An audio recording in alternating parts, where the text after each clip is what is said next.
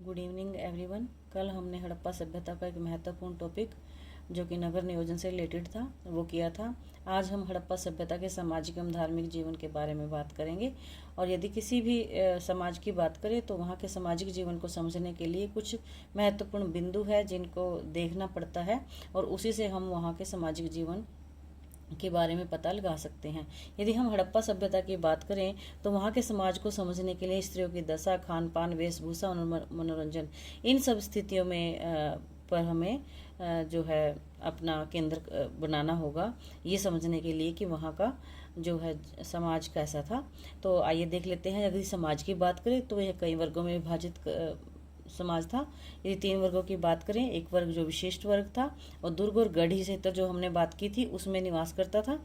आपने देखा होगा कि वहाँ पर विशेष प्राचीर यानी जो आपका पश्चिमी क्षेत्र था, जो ऊपरी टीला था, जो ऊंचाई पर था, वहाँ पर एक विशेष वर्ग रहता था।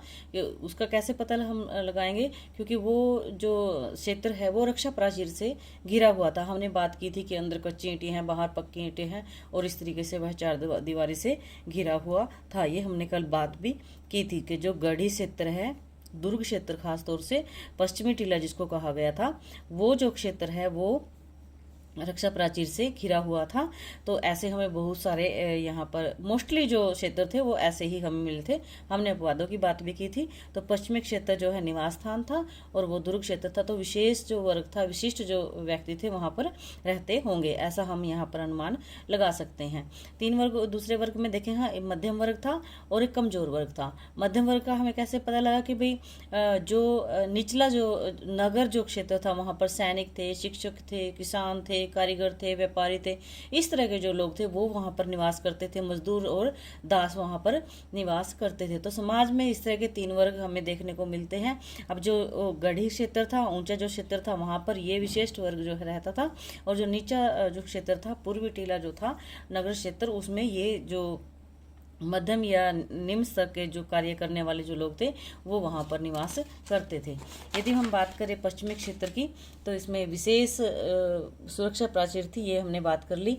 उदाहरण के लिए कालीबंगा है, लोथल है, बनावली है, धोलावीरा है, इन सबसे लगभग सभी से जो है किलेबंद बस्तियां, खासतौर से दुर्ग जो है किलेबंद है, उनके प्रमाण हमें मिले। महिलाओं की दशाओं की बात कर लें तो मातृ प्रधान सभ्यता के रूप में हम हड़प्पा सभ्यता को देखते हैं, क्योंकि सर्वाधिक मिट्टी की मूर्तियां, मृण मूर्तियां वहां से मिली हमें। मातृशक्ति की उपासना, प्राणी एवं वनस्पति जगत की देवी के रूप में उपासना के साक्ष्य हमें वहां से मिलते हैं।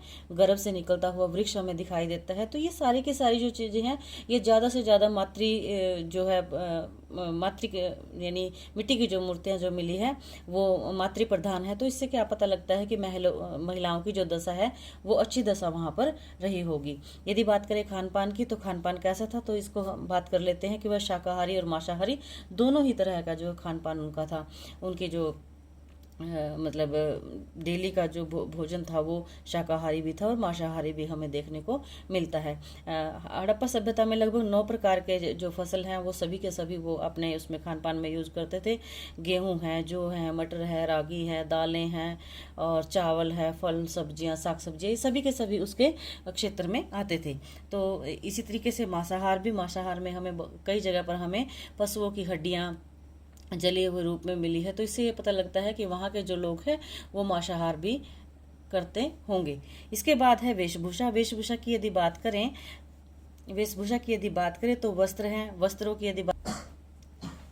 वेशभूषा की यदि बात कर लेते हैं तो उसमें जो है वस्त्र थे और आभूषण थे, ये दोनों ही हमें वेशभूषा में, जब हम वेशभूषा के बारे में बात करेंगे तो 2 चीज़ों को हमने केंद्र में रखना है, एक वस्त्र और एक आभूषण। यदि वस्त्रों की बात करें तो वस्त्रों पे आप सीधा ध्यान रखिए कि वो लोग जो है सूती वस्त्र भी डालते थे और ऊनी वस्त्र भी डालते थे। यदि सूती वस्त्रों की बात करें तो उनमें 2 तरह के थे, सादे भी थे और कढ़ाईदार भी थे, क्योंकि वहाँ पर एक तरीके से सिंडोन नाम का जो शब्द मिलता है उससे हमें पता लगता है कि भाई वहाँ के जो लोग हैं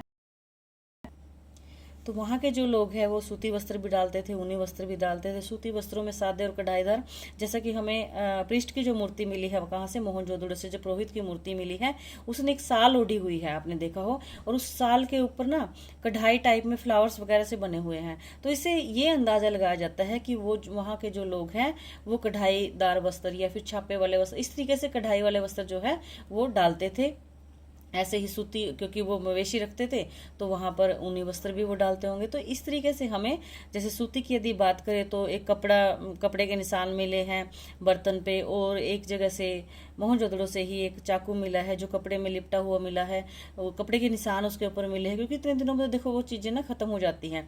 तो ये जो सारी चीज़ें हैं ये हमने यहाँ पर देख लेनी है। हम कंसेप्ट बनाए कि जब वेशभूषा को पढ़ें तो दो चीज़ें पढ़े, उसमें क्या पढ़ना है, वस्त्र पढ़ने हैं और आभूषण पढ़ने हैं। जब वस्त्र पढ़ने हैं तो दो प्रकार के वस्त्र पढ़ने हैं, सूती सादे हैं, कढ़ाईदार हैं, और ये कहाँ कहाँ से मिले, उदाहरण के रूप में यहाँ पे दे देंगे, और ऊनी वस्त्र थे। आभूषणों की यदि बात करेंगे तो हड़प्पा सभ्यता में जो समाधान हमें देखने को मिले, उनमें हमें मतलब ये है कि अमीर और गरीब जो वर्ग है उससे हमें अंदाजा ये लग जाता है कि किस तरह का उनका रहन सहन रहा होगा, या किस तरीके से वर्ग विभाजन भी उनके बीच में रहा होगा, या गरीब अमीर का जो एक खाई है वो भी थी वहाँ पर। तो अमीर को यदि देख लेते हैं तो वहाँ पर सोना, चांदी, हाथी दांत इत्यादि के वहाँ पर जो आभूषण मिलते हैं, उससे ये हमें अंदाजा हो जाता है कि अमीर वर्ग था। और यदि गरीब वर्ग की बात करें तो मिट्टी के, कर्नेलियन के, या फिर जस्पर के, और हड्डी के, पत्थर के, ये जो इस तरह के मतलब आम जो मिट्टी वगैरह जो इस्तेमाल होती थी, सेलघड़ी इस्तेमाल होती थी, तो उनके जो आभूषण थे वो हमें निम्न वर्ग की उस स्थिति को प्रदर्शित करते हैं। इसके बाद हम बात करेंगे, जो आगे हमारा टॉपिक है यही। चलिए, हड़प्पा सभ्यता के समाज में हम मनोरंजन के बारे में बात करें तो उनके मनोरंजन के साधन क्या क्या थे। शिकार खेलना और शतरंज, जैसे वहाँ चौपड़ जिसको कहा गया है, और नृत्य है, गायन है, ये उनके मनोरंजन के जो है साधन थे। इससे उनकी सामाजिक स्थिति का हमें पता लगता है। इसके बाद बात कर लेते हैं हड़प्पा सभ्यता के धार्मिक जीवन की। तो ये भी एक महत्वपूर्ण प्रश्न बनता है आपकी कक्षा 10 और कक्षा 12 दोनों में, और ना कि कक्षा 10 और 12 में ही, बाकी जो भी कम्पिटिटिव एग्जाम है उन सभी के लिए जो हमने पीछे सामाजिक जीवन पढ़ा है और ये धार्मिक जीवन, दोनों ही इतने ही महत्वपूर्ण हैं। इनके जीवन के को बाद में अगर हम देखें धार्मिक जीवन की, जो भी धार्मिक जीवन में उनके गतिविधियां हमें देखने को मिलेगी, उन से रिलेटेड बहुत सारी ऐसी चीज़ें थी जो हमने बाद में अपने जीवन में अपनाई हुई यहाँ पर देखी। यदि हम बात करें वहाँ के मटके बनाने का, या फिर यह धार्मिक पद्धति का, धार्मिक पद्धति में थोड़ा बहुत जो हमें वहाँ पर मूर्ति पूजन के साक्ष्य मिलते हैं, या फिर वहाँ पर जो पीपल के वृक्ष मिल रहे हैं, उसके पत्ते के निशान मिल रहे हैं। बाद में हमारे यहाँ भी पीपल को कितना पवित्र रूप से माना गया है। पशुपति शिव, शिव की आराधना कर रहे हैं, या फिर वृषभ जो है, सांड जिसको हम बैल बोलते हैं, वो हमारे धार्मिक जीवन का एक महत्वपूर्ण अंग रहा है। इनके बात करें कि इनके